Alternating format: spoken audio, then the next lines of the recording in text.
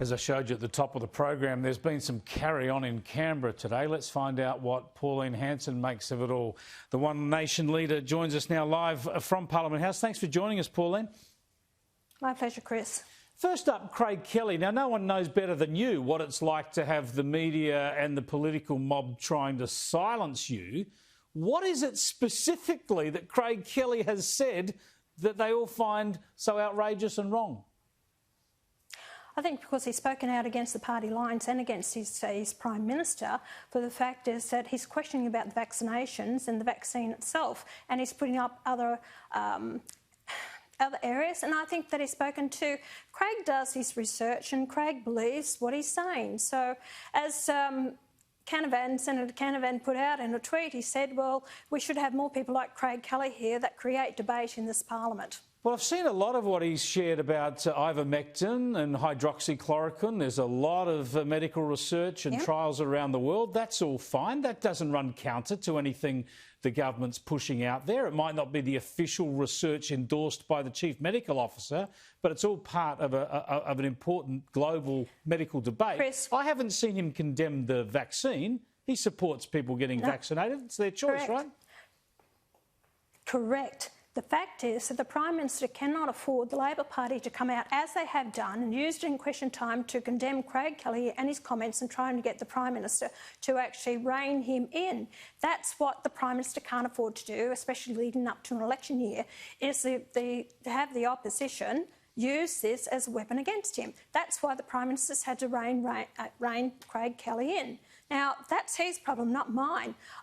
We need more people in this parliament. As I stand my ground, my own personal issues and my beliefs, the people know where they stand with me. Craig Kelly has to represent his electorate. He's a member of parliament. He should be given the right to make his comments. He's not against vaccinations. He's just put another side to it. Yeah, look, honestly, if I see something that he said that's blatantly wrong, I would point it out. But he's got so many critics saying he's issuing false information, yet not citing any. So I find it very, very weird indeed, and it's just like a pack mentality.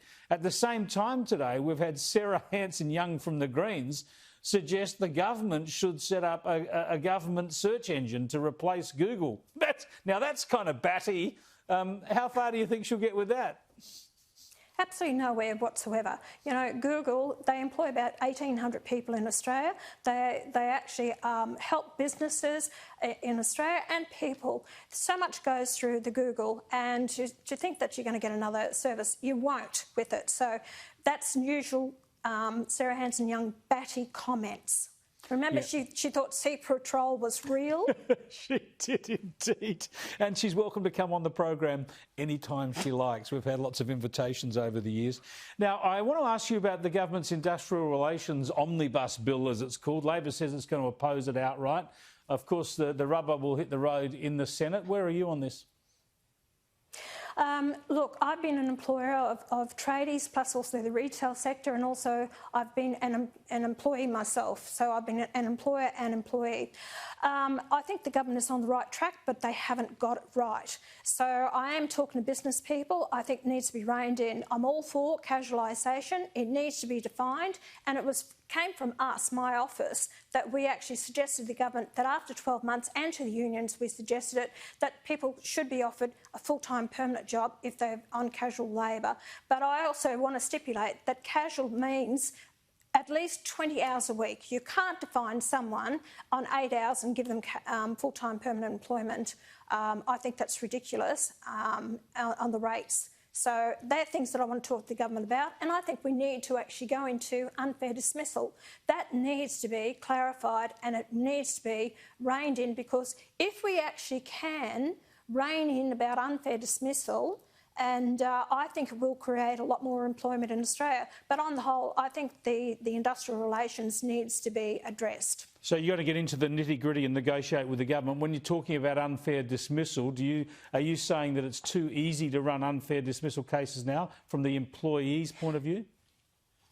Yeah, You see, you have to be in employment for at least 12 months before you can take it to the Fair Work. It costs the person nothing to take it to Fair Work, but it can cost up to $15,000 for an employer to take it to the Fair Work Commission.